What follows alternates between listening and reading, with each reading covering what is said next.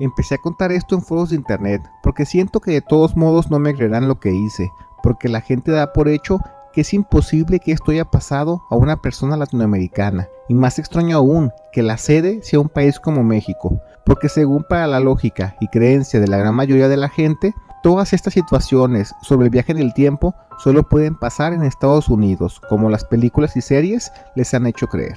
Les platico.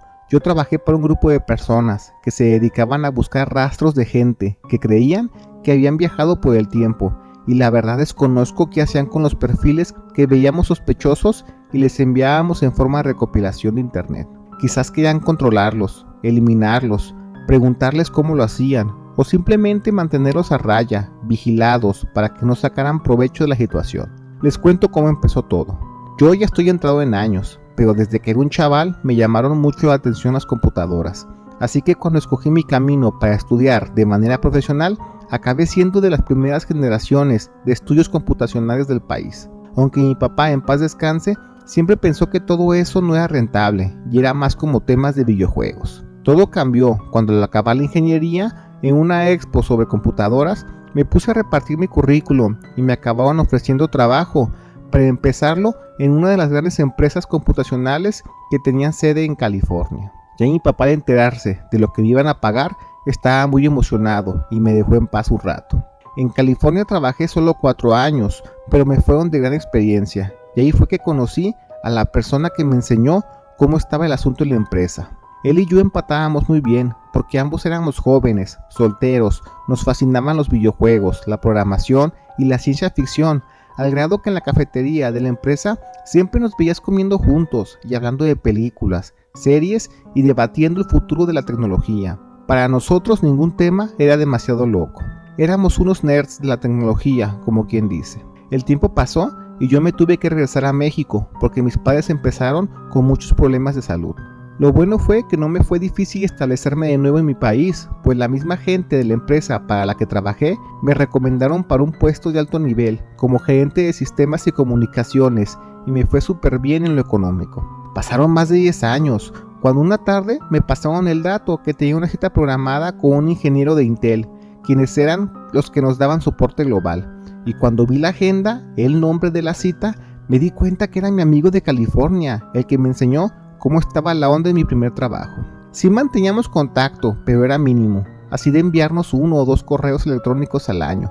Pero esta vez, al verlo en persona, me dio mucho gusto y nos pusimos al corriente de nuestras vidas. Le dije que no se quedara en un hotel, que se fuera a mi departamento, que acabo es enorme y vivo solo. Así pasamos el fin de semana, y una de esas noches, cuando echábamos tragos, me dijo que está aquí porque me quiere ofrecer un trabajo paralelo al que ya tengo en el banco, y apuesta ciegamente que será de mi interés. Como teníamos mucha confianza, no se anduvo con rodeos, y me dijo que él, aparte de seguir trabajando para la empresa Intel, apoya una empresa privada que se dedica a recopilar información sobre posibles perfiles de viajeros en el tiempo, y que después de varios años de vigilancia han visto patrones, que en México hay mucha gente con esa situación y es muy interesante analizar. Como en esa época las redes sociales ya estaban bien arraigadas en la gente, me explicó que el trabajo es monitoreo de información y medios. En sí sería buscar en redes sociales de gran alcance o en foros de gente loca a usuarios o páginas que hayan predicho de manera exacta algo que suene imposible de predecir, al grado que se pueda pensar que ese usuario sabía por adelantado lo que iba a pasar. Me pareció muy interesante su propuesta, porque a mí me encanta la ciencia ficción, aunque sí estaba muy incrédulo. Y entre risas le dije, ¿qué pasaría si en lugar de agarrar a un viajero en el tiempo, agarrábamos a alguien que tuviera premoniciones? Alguien que tenga el don de la clarividencia. Y mi amigo, de manera muy seria, me explicó que como yo soy de confianza me lo puede decir, pero aunque suene imposible de creer, es precisamente un clarividente el que les dijo que hay viajeros en el tiempo, sobre todo en México, y está pasando en este momento. Esa noche nos acostamos muy tarde, hablando del tema, y lo que se me hizo más pertinente fue preguntarle que si ellos creen que estos mentados sujetos viajan en una máquina del tiempo, y él me contestó que no, y me llevé tremenda sorpresa cuando me lo explicó. Él dice que no sabe mucho de este tema, pero el poco entendimiento que tiene es que los viajes en el tiempo no tienen que ver con máquinas, tienen que ver con la mente. El poder de la trascendencia de la conciencia por medio de sueños, viajes astrales o desdoblamiento. Sé que sonará una jalada, pero ahora que lo pienso, seguramente Carl Sagan ya había hecho alguna referencia cuando escribió el libro de Contacto. Regresando al tema, pues le dije a mi amigo que mi trabajo actual no es tan demandante, pero no quisiera descuidarlo. Y él me explicó que no es tan complicado lo que haremos, solo es monitorear la actividad extraña de esta gente que predice cosas raras y pasarlo en un reporte a los superiores. A lo mucho solo es ponerse a buscar un par de horas cada tercer día. Me pareció interesante y acepté, y ya siendo parte del equipo me di cuenta que solo éramos 7 personas en México, y todos éramos de las mismas características, muy similares. Todos éramos solteros, con muy buenos trabajos, apasionados de la computación y la ciencia ficción.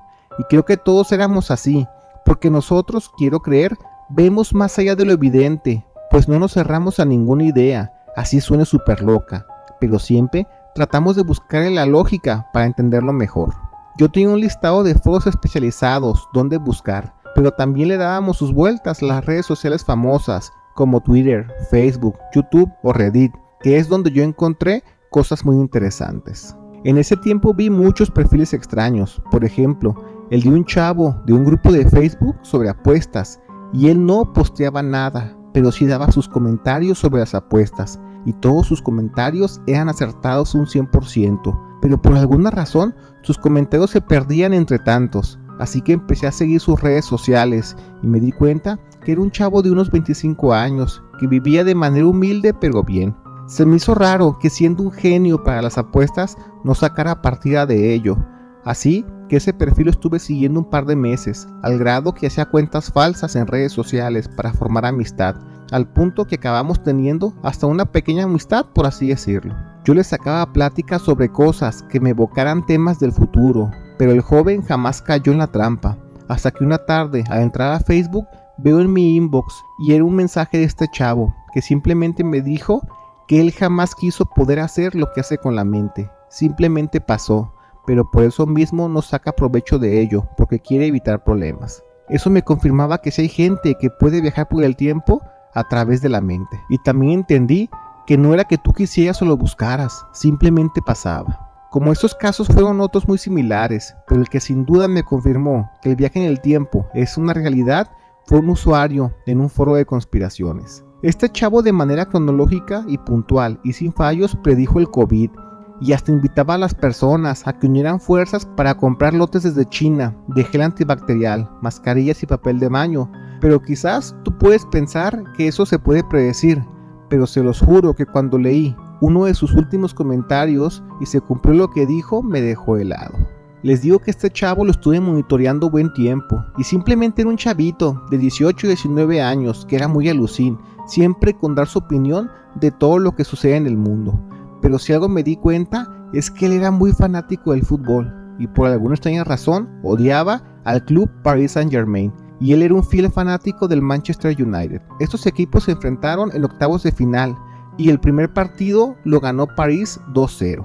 Recuerdo que el chavo se la pasó escribiendo pestes de París durante días, pero hubo un comentario muy particular que lo recuerdo perfecto, y era que decía: hoy en París celebran por ganarle al Manchester 2-0, pero ya los quiero ver el 15 de abril llorando a su fogata gigantesca que tendrán en el mero centro de la ciudad. Ja ja ja, ojalá y las gárgolas se les caigan encima. Eso me dejó pensando mucho y pasé el reporte a mis superiores. También recuerdo que hasta puse la alarma ese día para ver qué pasará en París, pues el chavo simplemente dejó de usar sus redes sociales y le perdí la pista, aunque ya había mandado su reporte. Esa fecha estaba yo en el trabajo, cuando una amiga me dijo que si ya me enteré, que la catedral de Notre Dame estaba en llamas, y cuando leí la noticia del incendio de la catedral me quedé mudo, porque una cosa es que alguien prediga algo muy global y aleatorio en los siguientes años, pero predecir algo el mero día en la mera ciudad y lo que pasará puntualmente, pues me dejó mudo.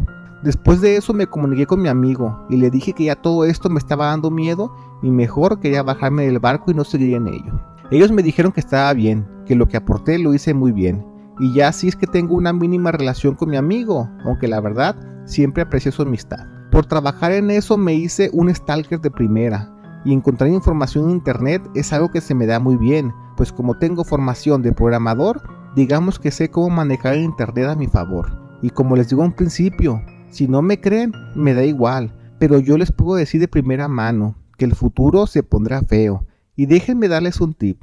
Para la gente que tiene sobrepeso y enfermedades crónicas, todo lo que les puedo decir es que se pongan muy atentos, pues para ellos será lo peor. Y también, si escuchas esto y me haces caso, también usa bloqueador solar. Créeme, en el futuro me lo vas a agradecer.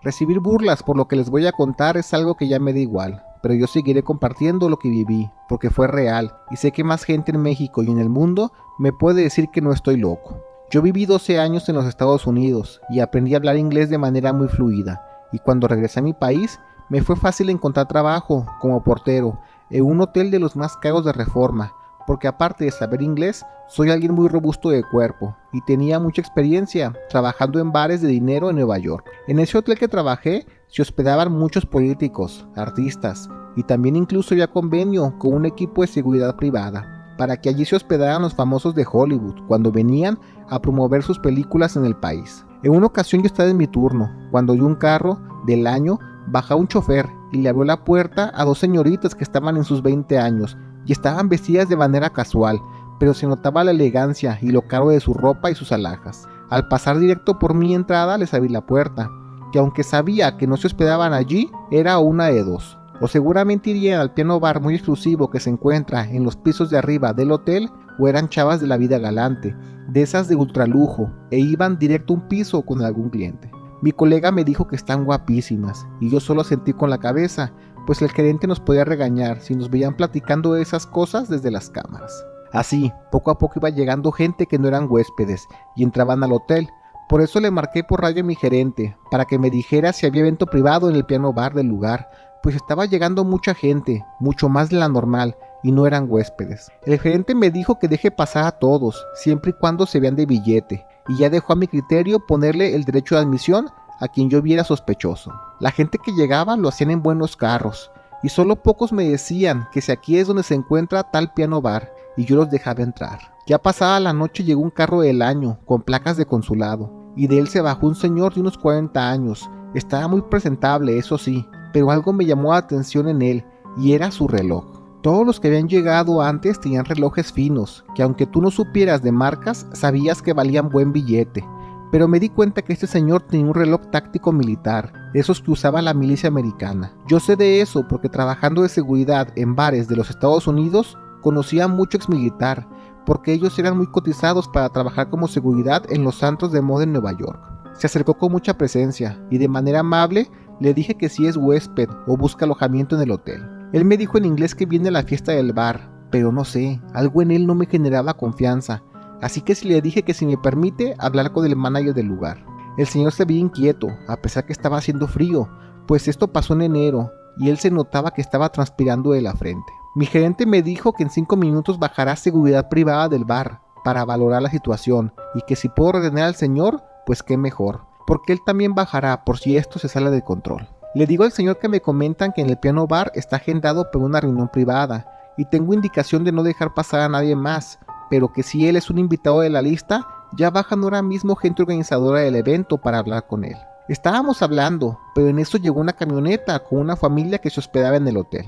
Entre que los saludé y les abrí la puerta y mi colega les ayudó a bajar sus compras de la camioneta, me desentiendo un par de segundos y en eso el señor que llegó lo perdí por completo de vista. Miré por completo a mi alrededor y sentí la corazonada que ese señor iba a hacer algo malo. Y ya en la entrada me encontré a mi gerente y le dije que me perdone, pero el señor se me perdió de vista, pero puedo jurar que está dentro del hotel. Me quise subir directo al piano bar para dar aviso, así que me fui a los elevadores, pero de ellos justamente bajaron unos señores enormes que eran al parecer guardaespaldas de uno de los presentes del bar, y les digo que mala señal, entró el señor. Me ordenan que yo lo busque mientras ellos regresan a resguardar el piano bar, y yo me quedé pensando que quizás ese señor que entró la brava es alguien diestro para esto, y será muy tonto pensar que llegaría por medio del elevador. Seguramente tiene conocimiento completo del hotel, y que me voy al área de servicio, pues el piano bar tenía un elevador privado de carga de insumos.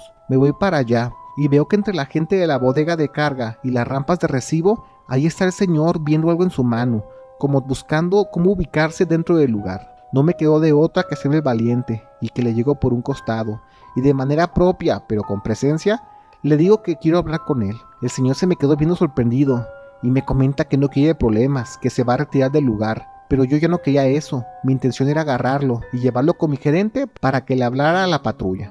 Al acercarme más, puso su mano como a distancia, como haciendo la finta que iba a sacar una fusca, pero después, mejor se tocó su oído y dijo en inglés que se cancela el encuentro. Corrió directo a una bodega donde se guardan los bidones de químicos de limpieza, y yo pensé que ya se la había pelado. Ese es un cuarto grande pero sin salida, y al buscarlo con la ayuda de 2 señores de limpieza que me querían ayudar, no me lo van a creer, pero el señor había desaparecido. Ese lugar no tiene ductos de ventilación, más que unos escaparates de aire, pero por allí no podría haber salido, porque les digo, ese señor era también robusto, no tanto como yo, pero sí se veía musculoso. Estábamos sorprendidos, pues todos los trabajadores vimos la situación, y no faltó quien pensara que hasta seguramente eso había sido un fantasma. Después de eso el gerente me avisó que me necesitan en el lobby, y ya platiqué con los guardias del piano bar. Resultó que ellos no eran seguridad del lugar, eran seguridad de uno de los huéspedes del hotel, que ya llevaba hospedado allí desde hace como 4 meses. El turno siguió, y hasta le pedimos ayuda a la policía para que se estuvieran dando sus vueltas en las unidades, y también hasta nos mandaron a 4 vestidos de civiles dándose vueltas dentro del lugar. Se hacen las 3 o 4 de la mañana y la gente se empieza a retirar, y al finalizar mi gerente me manda a hablar para que vaya al cuarto de uno de los huéspedes que quiere hablar conmigo. Me entró duda, pero no suelo ser miedoso, la verdad, así que fui al lugar. Y al llegar me recibió un señor ya grande de edad. Estaba en su sala, mientras una señora, también grande, quiero creer su esposa, estaba en la sala platicando con 3 chicas. El señor me agradeció por haberme puesto muy atento en la entrada, pues todos los que fueron a su reunión dijeron que no tuvieron ningún problema al pasar por el lobby, incluso hasta los que estaban vestidos de manera rara, ya que eso era algo que juzgaba yo para dejarlos pasar. Yo le expliqué que trabajé en Nueva York como guardia, y entre esas chambas trabajé en un lugar muy exclusivo, donde iba mucha gente del mundo de la moda y del arte, y quieras o no me hice a un ojo muy crítico de saber cuando alguien es de dinero, es un artista, o hasta si es un infiltrado, pues hay gente que se obsesiona con los famosos y les quiere quitar la vida, y hacen cada cosa para entrar a esos bares que si se lo cuento no me creerían nada. El señor soltó las carcajadas, y me preguntó que cómo me di cuenta que el pelado ese se quería meter al bar. Le expliqué que el señor que entró tenía un reloj táctico, lo cual nada que ver con su ropa, y aparte que cuando esperaba para que lo dejara pasar, él tomó descanso, y lo hizo con el pecho de frente, brazos hacia atrás y tomados, como lo hace alguien que estuvo con un pasado militar, pues esas costumbres jamás se olvidan así pasen los años. El señor se quedó muy agradecido, y me dijo que esperara.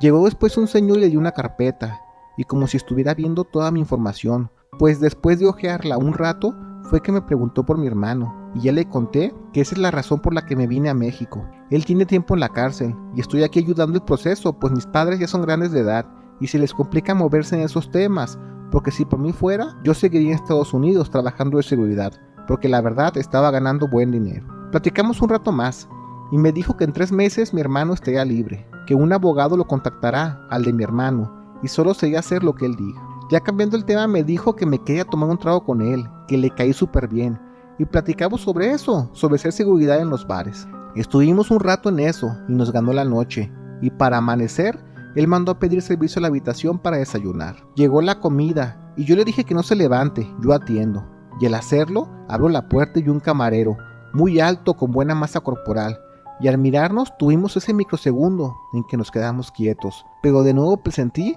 que ese hombre no trabaja en el hotel, pues yo jamás lo había visto, así que le aviento el carro para hacerlo para atrás. Cierro la puerta con fuerza y le grité al señor que se esconda, que de nuevo vienen por él. El señor sacó un aparato pequeño de color gris y empezó a hablarle a alguien en inglés, y lo que alcancé a escuchar es que pedía apoyo total. Llegaron 2 personas de su seguridad, y ya sabiendo que estaba al cuidado de alguien más, me fui corriendo para buscar a este sujeto, pero cuando alcancé a llegar al lobby, me dijeron que no saben cómo explicarlo, pero que en la corretiza a ese señor, él bajó al estacionamiento, se metió un carro y simplemente desapareció.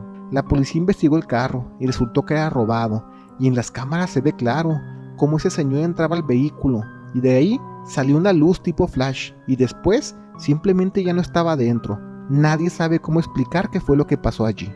todo era muy caótico. Mi turno ya había acabado, pero yo seguí en el chisme. Me regresé al cuarto del señor y ya no me dejaron entrar, pues estaba atiborrado de seguridad. Pero el señor me dijo de lejitos que está en deuda conmigo y que esté atento al proceso de mi hermano. Yo me quedé pensando todo el tiempo que esos señores que venían a liquidar al huésped quizás venían del futuro o qué sé yo, porque al ver al primero que falló, rápido mandaron al segundo que también falló, y en ambos casos yo lo impedí. Quise investigar más sobre ese extraño huésped con las chavas de contabilidad, como cuándo llegó, cómo se llamaba o cómo pagaba, pues no sé, para ver algún rastro. Y ellas me comentaron que el día siguiente de eso se fue toda su familia dejando el hotel. A las horas no llegó el gerente, sino llegó uno de los socios corporativos del hotel y pidió toda la información de la estancia de ese señor y se lo llevaron todo para no dejar ningún rastro. En esos días fui con mi hermano de visita a la cárcel y estaba muy feliz, pues me dio aviso que le notificaron que hay avance en su caso y que el abogado que lleva su proceso dice que desestimaron la denuncia y solo es trámite para ya pedir su libertad. Mi hermano salió a los 3 meses después de esa noticia y ahora ya encaminó su vida. Yo estoy al pendiente de ello. Yo les repito, crecí casado con la idea que los que venían por ese señor era gente del futuro y yo por mera suerte impedí sus planes. Que ellos sean buenos o los malos de la historia no lo sé, pero todo esto es importante porque gracias a esas consecuencias todo fue para el bien de mi familia, pues ahora mi hermano está libre y mis padres ya tienen un poco más de calma.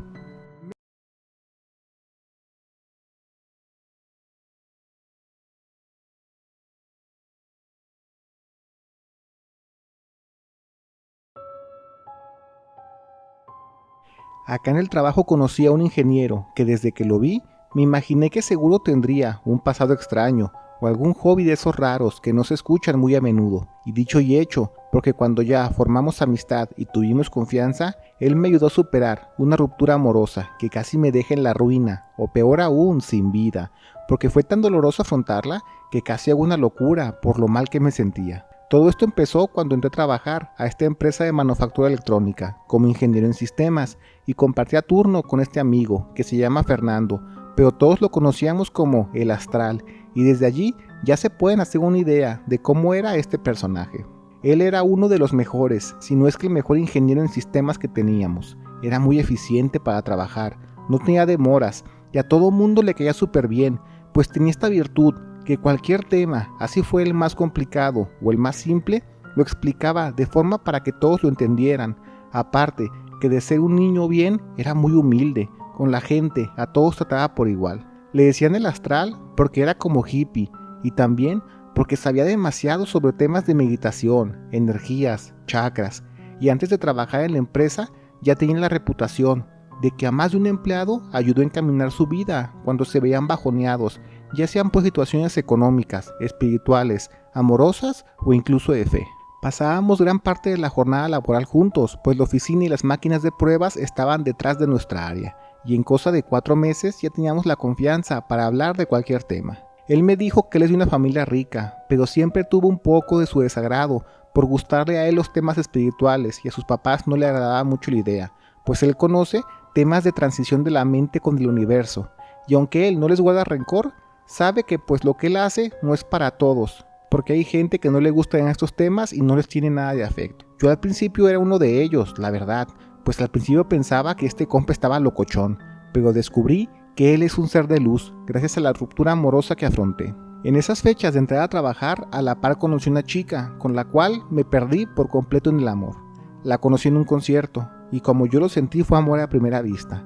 La química era innegable, y como compartíamos los mismos gustos, fue rápido entrar en confianza, y a los 4 meses de conocernos, formalizamos la relación, y yo no lo veía en ese momento, pero estaba priorizando por completo la relación, por encima de mi familia, mi trabajo y hasta mi salud.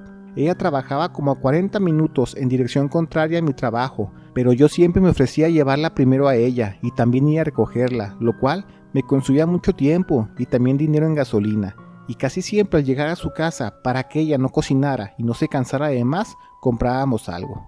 La verdad es que mi rendimiento en el trabajo se vio afectado bastante. No terminaba mis metas de mis líneas de producción, y mi atención se perdía si en esos días veía que mi novia estaba distante, pues yo siempre pensaba lo peor. Mi amigo el Astral en varias ocasiones me comentó que debería priorizar ciertas cosas de la vida, como mi salud, en lugar de estar viendo la última conexión de mi novia en WhatsApp, pero pues yo me encerraba en mi mundo y no le hacía caso a nadie por mis celos. La relación se fue haciendo más problemática, pues yo era muy tóxico, lo admito, mi pareja me lo reclamaba y desgraciadamente todo se fue por la borda, cuando en una ocasión ella me dijo que iría con su mejor amigo a un bar a festejar su cumpleaños y sería una noche de puras chicas, pero yo no le creí. Ese día me acabaron ganando los celos y acabé yendo para ver si era verdad. Y cuando llegué al bar me estuve afuera un rato y en ese lapso de tiempo, no sé cómo, pero de repente me empezó a doler mucho la cabeza y sentía un zumbido que me dejaba casi inmóvil.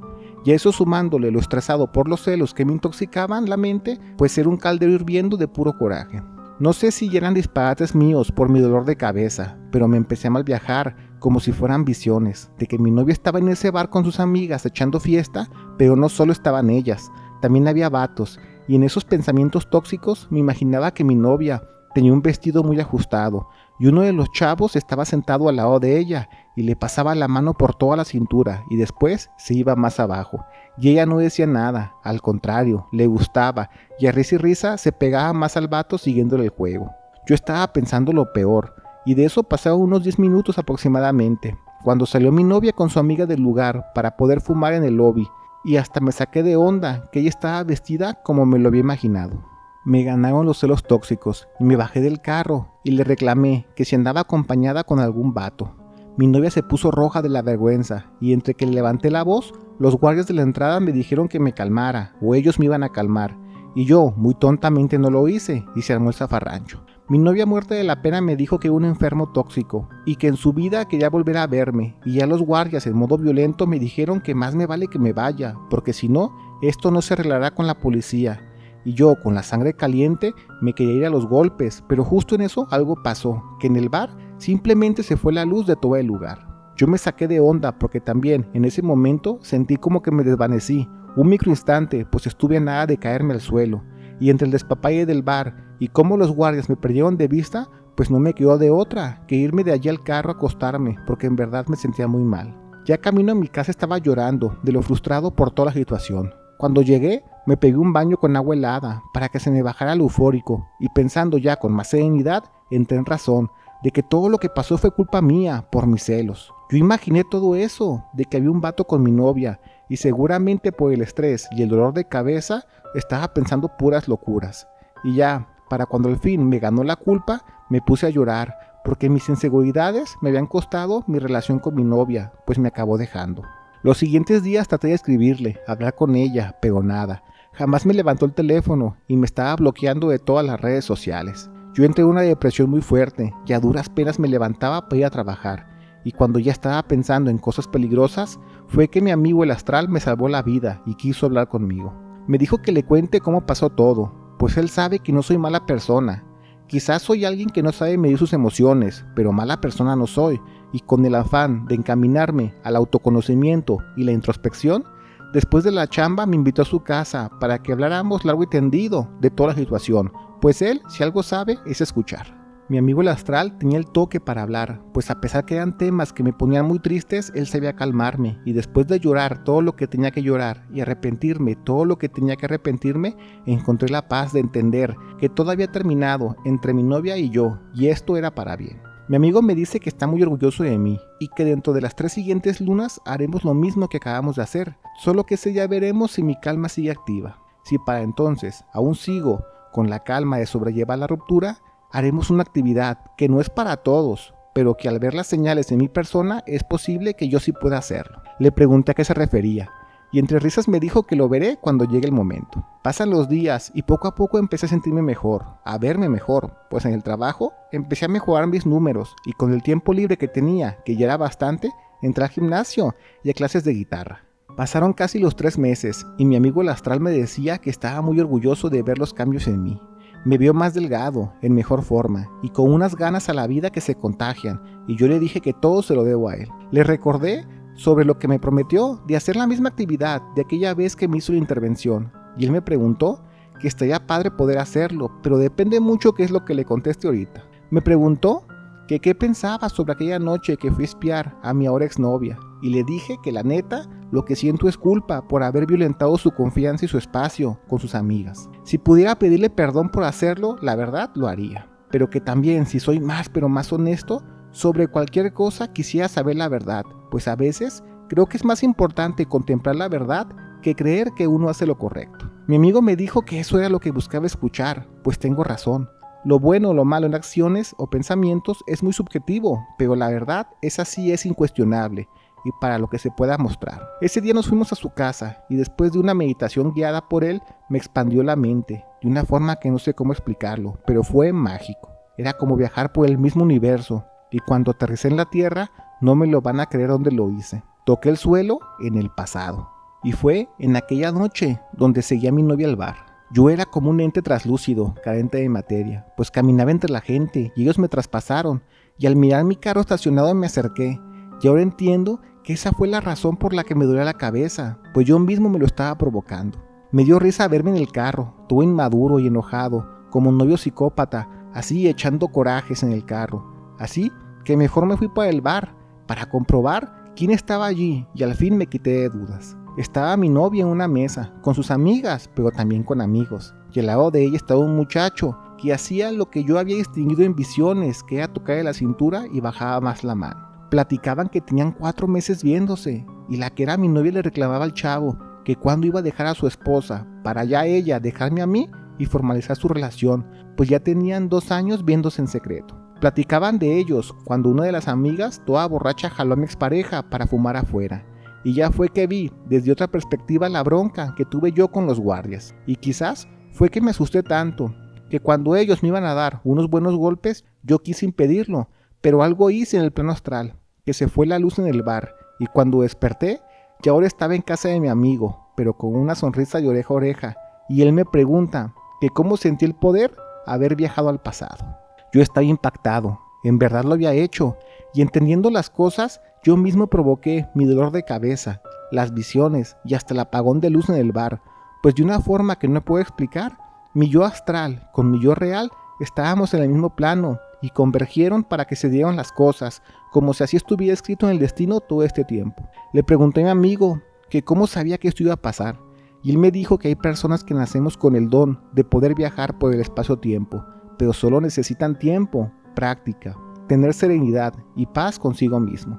Cosas que logré al terminar mi relación. Él dice que vio desde el primer día que trabajamos juntos, y sobre que mi novia me era infiel desde un principio, me explicó que hay veces que idealizamos tanto algo por amarlo demasiado que no vemos lo obvio. Quizás las señales de mi exnovia que me era infiel siempre estuvieron allí, pero yo solo me dedicaba a ver lo bueno en ella, porque estaba pues completamente enamorado, y no lo demás. Así que yo les hago la invitación, no sean como yo. Abran bien los ojos y no idealicen tanto a sus parejas. Recuerden que la verdad está por encima de todo.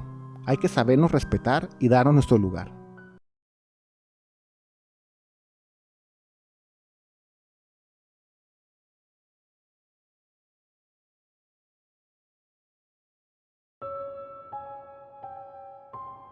A la fecha en el pueblo que me vio crecer, nadie sabe qué fue lo que pasó en aquellos días. Y ahora puesto que se cuenta esa experiencia hasta de manera graciosa por cómo se vivió. Pero yo recuerdo que el día que ocurrió, estábamos como locos pensando que ese hombre y la casa que apareció a lo mejor era un demonio y deberíamos deshacernos de él a toda costa. Yo tenía 16 años y vivíamos en un pueblo a la salida de Guanajuato que estaba muy retirado de todo, y la gran mayoría de la comunidad se dedicaban a la siembra de sorgo y maíz. Era a principios de los 70s, cuando mi mamá se enfermó grave y empezamos a hacer viajes cada fin de mes a Guadalajara para ir al centro médico, y ahí me tocaba siempre acompañarlos para ayudarlos en lo que fuera. En esas ocasiones salimos del pueblo siempre a las puras 3 de la mañana, con más sueño que otra cosa, y fue allí que me percaté que en un terreno grande y plano que estaba a un costado, a la salida de la brecha, y no hace más de 2 semanas lo habíamos abonado, se miraba muy diferente. Aunque fuera de noche y había mínima o nula luz, más que de la luna, como del suelo salía mucho humo, como si se hubiera prendido todo a ras de suelo. Se me hizo súper extraño, pues hasta donde yo sabía, el vecino dueño de ese terreno no tenía pensado sembrar nada esa temporada. Solo estaba tratando de reactivar la tierra, para hacerla más atractiva para quien quisiera rentarla y sembrar lo que ellos pensara fuera más lucrativo. Yo estaba tan adormilado que, a pesar que era algo muy extraño, ni se lo comenté a mi papá, que tampoco se dio cuenta, y nos fuimos para el hospital. De regreso a nuestro pueblo pasamos por ese mismo terreno, y ya que ahora es de día y estaba más despierto, veo que de la nada hay una casa muy bonita al fondo, escondida entre un par de árboles. Me saqué de onda, pues solo estuvimos en Guadalajara un día y medio, y le dije a mi papá que si ya vio que en el terreno que hace semanas trabajamos, ya hasta construyeron una casa, pero sí se ve muy extraño. Mi papá no entendió lo que decía, pero cuando yo le apunté a que viera, casi nos descarrilamos, pues él se asustó tanto como si hubiera visto al diablo. Mi papá mejor se paró y se bajó del auto para ver ese terreno. Mi mamá le preguntó que si todo estaba bien, pero él no contestaba, y después de unos 4 minutos se subió de nuevo al auto, y solo nos dijo que no volteamos a ver esa casa bajo ningún motivo, y pisándole fuerte llegamos rápido al pueblo. Ayudé a meter a mi mamá a la casa, mientras mi papá se fue directo a hablar con el dueño de ese terreno.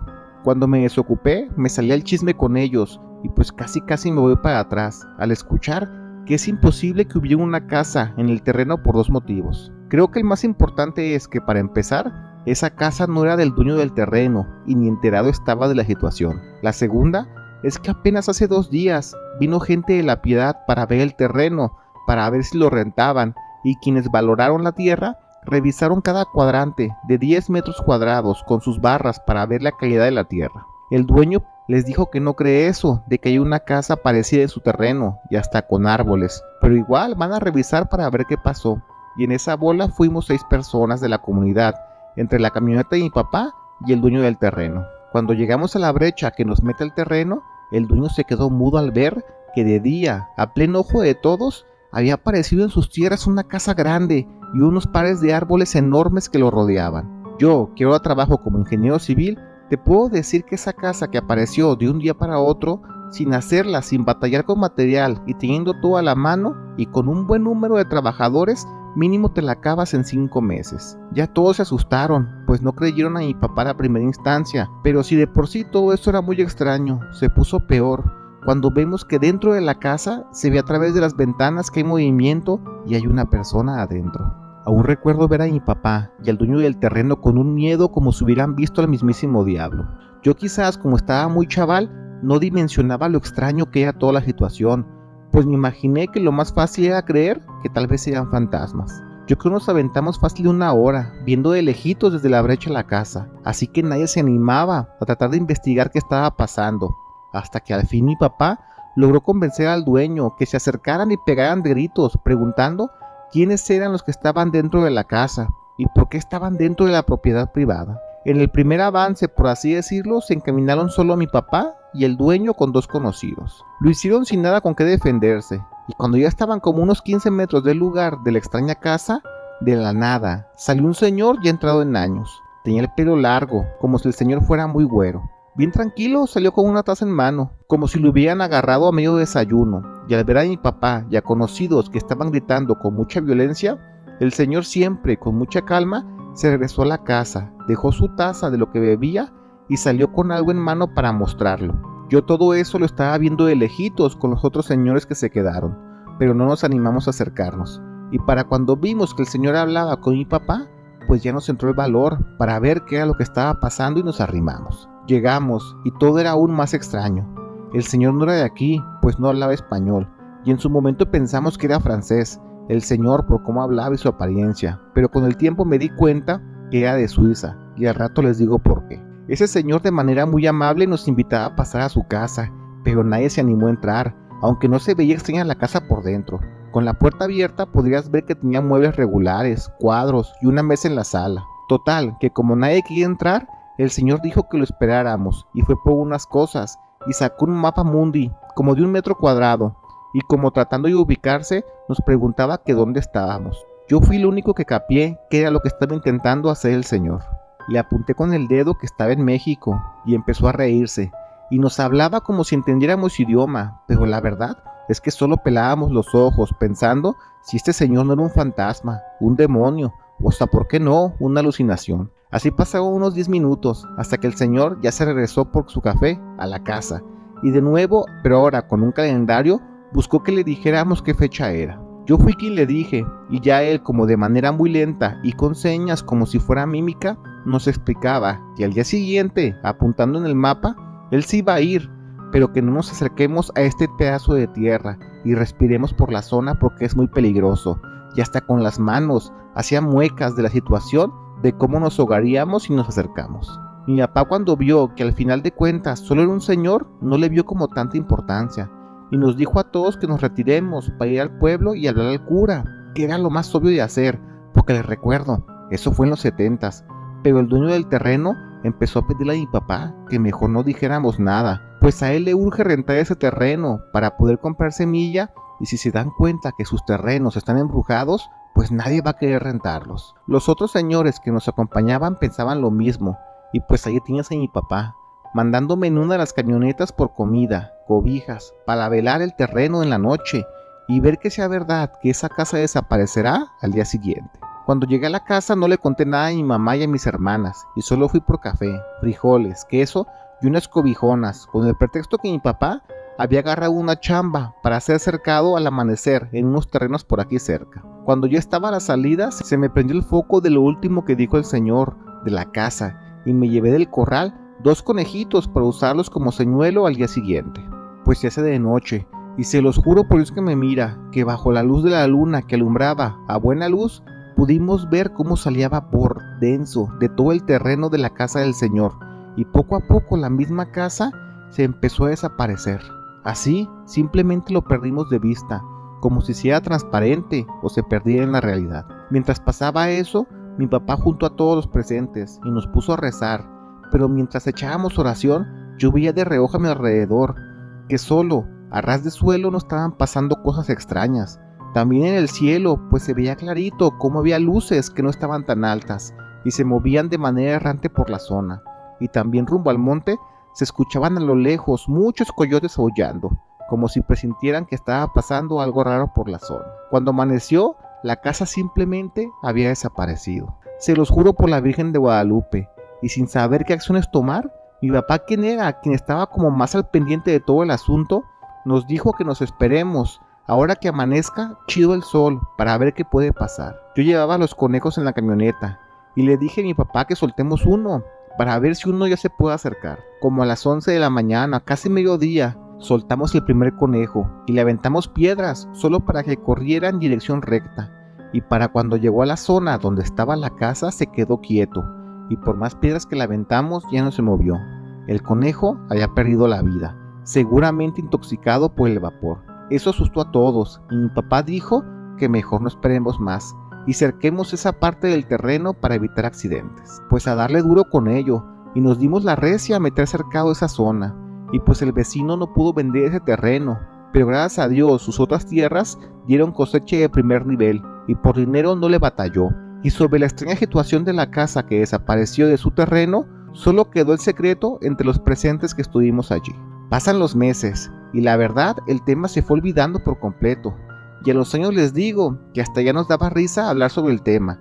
Lo contamos en el pueblo, pero la verdad es que no mucha gente nos creía. Cuando a mi mamá se le complicó su enfermedad, tuvimos que mudarnos a Guadalajara, y el terreno donde vivíamos quedó a nombre de mi papá, pero ahí vivió un compadre suyo mientras, y ya solo íbamos de vez en cuando en vacaciones de Navidad. Ya para mediados de los 90s, y yo ya siendo un adulto con hijos, quise llevar a mis plebes para que conocieran la tierra de su abuelo, que en esas épocas ya tenía 2 años de fallecido, 4 más que mi mamá, y como siempre yo les hablaba de la vida de rancho, ellos estaban muy felices por conocer. Y cuando llegamos con el compadre y mi papá, que al final acabó comprando nuestro antiguo terreno, aunque siempre nos dijo que éramos bienvenidos. Estando platicando con él le pregunté por X vecino, el dueño del terreno, aquel donde se apareció la casa, y resultó que el señor sigue viviendo allí, ya muy grande de edad, pero estaba muy lúcido de ideas. Pues que me lanzo con él para preguntarle qué pasó con su finca. El señor al verme me reconoció y le pregunté que si recuerda la vez que apareció una casa dentro de su terreno y después desapareció de la nada. Y el señor me dice que claro, pues por eso mismo no vendió el terreno, y ya me contó el chisme, que a finales de los 80s llegaron unos señores güeros preguntando por él, y al hablar resultó que querían comprar el terreno por medio de un prestanombres mexicano. Cuando los atendió, se presentaron como gente que venía desde Suiza y le hicieron una oferta grande, pero él les dijo que no estaba a la venta.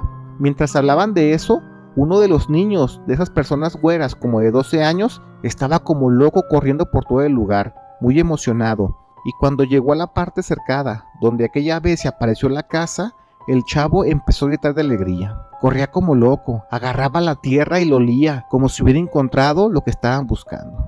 Le preguntaron al señor que si le daban chance de tomar fotos con una Polaroid y llevarse muestras de la tierra. El señor al principio no quiso, pero el traductor mexicano que los acompañaba, como tipo intérprete, le dijo que no sea menso, que acepte el dinero, que al cabo esa gente tiene billete. Al final me dijo que le hicieron una última oferta, pero no vendió, pues él piensa que en cualquier momento regresarán, ofreciéndoles mucho más dinero por el terreno. Por desgracia, esa fue la última vez que regresé a ese rancho, porque por azares del destino me tocó irme a vivir a Tijuana con mi familia, y aquí ya hice vida, y jamás pude regresar para saber qué pasó con ese terreno, que a mi parecer tenía algo mágico, porque como pueden ver, aparecían casas de la nada.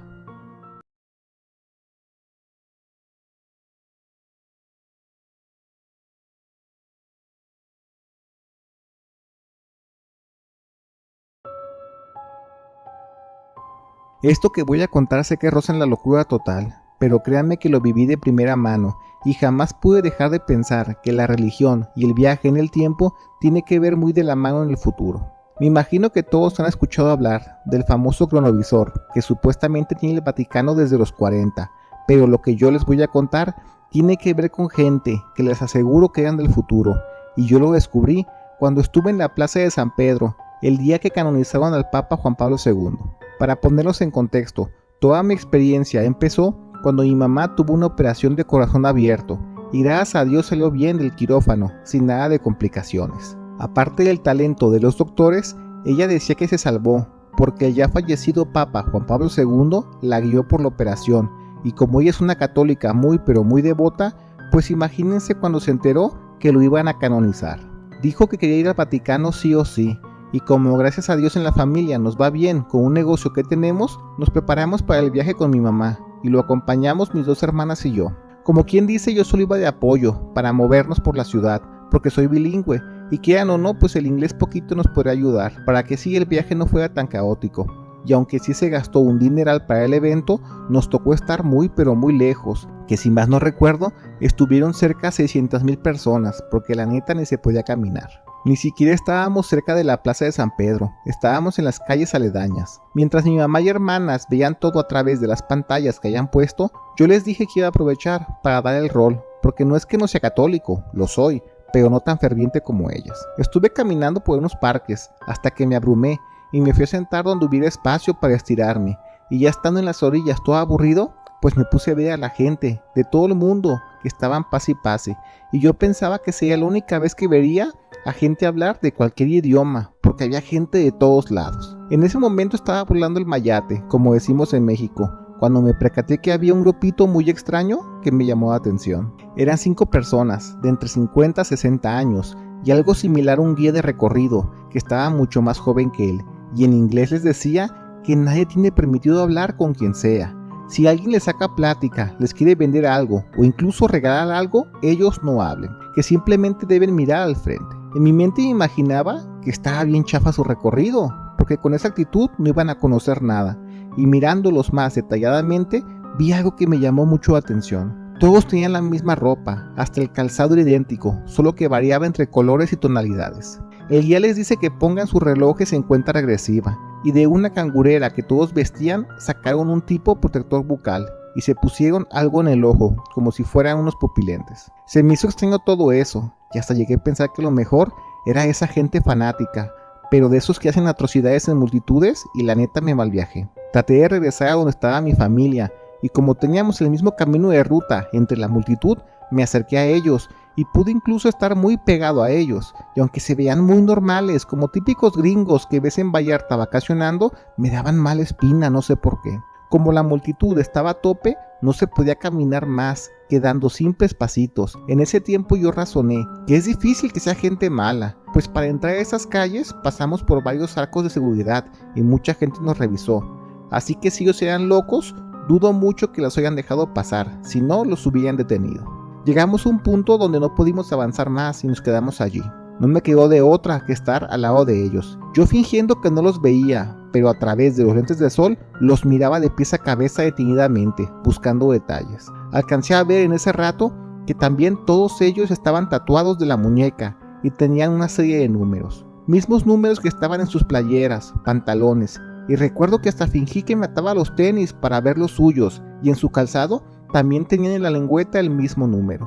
Quizás estaba tan aburrido que me estaba haciendo changas en mi cabeza, pensando cualquier cosa, pero es que cuando los mirabas, ellos parecían niños chiquitos, sorprendidos viendo todo, como si estuvieran en un parque de diversiones. Notaba cómo ellos apuntaban cualquier cosa, y lo que hablaban entre ellos, que era en inglés, era que no podían creer que estuvieran viviendo esto de primera vez, que todo es exactamente a como se los han contado. Uno de ellos le preguntó a otro que si es verdad, que él tiene parientes descendientes directos que estuvieron en este momento, y una señora llorando de felicidad dijo que sí, que por parte de su familia, su papá estuvo en esta canonización y cuando lo hicieron Santo Padre en el siglo XX. Se los juro que todo eso yo lo escuché muy raro. No es que lo haya entendido mal, yo soy bilingüe desde los 15 años, así que les puedo jurar que lo entendí perfecto. Me puse a pensar, el por qué hablaban de estas situaciones como si fuera el pasado, y uno muy largo que pasó hace años y años. Si de por sí estaba lleno de dudas, ahora con lo que hablaban ya no sabía qué pensar. Cuando empezaron el proceso, la gente empezó a llorar de felicidad, pues había mucha gente de edad muy fiel al Papa Juan Pablo, y en ese momento se me hizo fácil sacarle plática a uno de los señores para ver qué me decían, o ver si era cierto que no debían de hablar con nadie. Yo, como si fuera alguien que simplemente quería sacar plática, le dije al señor que se veía muy sorprendido, que de dónde viene. El señor se puso súper nervioso y trató de apartarse de mí y ponerse detrás de una de las señoras que los acompañaba. Entre el movedero de personas me quedó otra señora cerca y yo le pregunté lo mismo. Tampoco me contestaban y pues ya no quedó de otra preguntarle yo en chiste que si vienen del futuro. Les digo, yo lo dije de manera muy a la ligera, hasta de manera irónica pareciera, pero los señores al escucharme eso se pusieron más pálidos de lo bueno que estaban y con un notorio miedo se fueron empujando entre las personas mientras jalaban a todos los del grupo. Se acercaron a que yo siempre creí que era el guía de viaje y algo hablaron muy apresurados. Me apuntaron ante él como si yo los hubiera descubierto y se fueron rápido. Lo hacían aventando a la multitud y como yo ya tenía bien ubicada la zona, me fui a buscar a los de chamarra amarilla, que eran como la policía auxiliar del Vaticano, y les dije que había gente muy sospechosa corriendo entre la multitud y les apunté quiénes eran. Quizás no me di a entender muy bien porque lo dije en inglés y pues ellos hablan latín o italiano, no lo sé. Ellos se pusieron a tirar claves en la radio y que se arma la movilización, no tan grande, pero sí levanté 2-3 reparos en gente que no sabía qué estaba pasando. Según yo quise acoplarme, pero uno de los guardias me dijo que le llegara, y como ya se me bajó el ímpetu de saber qué pasaba, mejor me fui con mi mamá y hermanas. Les quise contar lo que pasó, pero ellas estaban en lo suyo rezando con mucho fervor, y la neta ni atención me pusieron. Lo que restó del evento estuvo muy normal, y lo que restó de nuestra estancia también no pasó a mayores. Yo en la casa le conté todo esto a mi hermano, y él, que es una máquina para el internet, me dijo que se dará la tarea de investigar casos similares al mío, y aunque no lo crean, hay 2 muy similares en internet, de gente que afirma que vieron pequeños grupos de personas, guiadas, actuando muy extraño, donde su ropa también era extraña, y tenían la finta de turistas, pero seguro eran algo más. De hecho, uno de esos casos, quien lo narra, dice que se dio cuenta que esa gente seguro era de otra realidad, o de un futuro con más tecnología, porque sin querer, entre el avance de la multitud, lo tomó del brazo para no caerse. Al tomarse fuerte de él, se dio cuenta que su brazo era robótico, pero fingió que no lo había notado. Después los trajo bien checados, y ya vio las mismas actitudes que yo. Ese señor era italiano, y no entendía lo que decía esa gente en inglés, pero sin duda su forma de actuar le llamó mucho la atención. Mi hermano dijo que en el foro donde publicó mi historia, empezó a recibir muchos mensajes, pero unos muy particulares. Eran de gente que quería saber más sobre la situación, pero hubo un par donde abiertamente nos ofrecían dinero para poder entrevistarnos. Asustados ya no quisimos saber más de esto, porque mi hermano, que les digo que es bueno para la compu, empezó a decir que le estaban llegando mucho correo con virus, y no solo cualquier virus, era de ese tipo que usan para hackear computadoras desde la programación, y no simplemente querer saber tu contraseña de correo. Llámenlo paranoia o lo que quieran, pero yo le dije a mi carnal que mejor dejáramos el tema en paz, y así pasaron varios años, cuando yo en una plática X en una fiesta, escuché que un chavo contó una historia similar a la mía, sobre un señor que vio a unos posibles turistas del futuro, que estuvieron presentes, pero en otra fecha, que fue cuando le dieron el título de Papa a Juan Pablo en los años 70. Esto ya es a título personal, pero yo creo que en el futuro el viaje en el tiempo se podrá hacer de manera turística, pero será algo muy propio de la religión católica, porque como pueden ver, solo pasaba en sucesos históricos del catolicismo, y sobre todo con el Papa Juan Pablo II, que quizás a lo mejor en el futuro será algo muy importante, de alguna forma o de lo que sea. Ahora sí que ustedes saquen sus conclusiones. Para las personas que no están familiarizadas con la historia del cronovisor, se dice en internet que este aparato fue creado por el Vaticano en los años 40, bajo la tutela de los mejores científicos italianos, franceses y alemanes, y estuvo bajo resguardo por 20 años por miedo a usarlo. Cuando al fin se usó, los padres que lideraban el proyecto afirman que pudieron ver imágenes del pasado, de situaciones específicas, que van desde la fundación de Roma o hasta la mismísima crucifixión. La tecnología radica en que el alma como tal puede ser un medio energético de ondas para migrar entre dimensiones y tiempo, y hacer una tipo osmosis con un cuerpo consciente y trabajado en el ámbito espiritual y astral.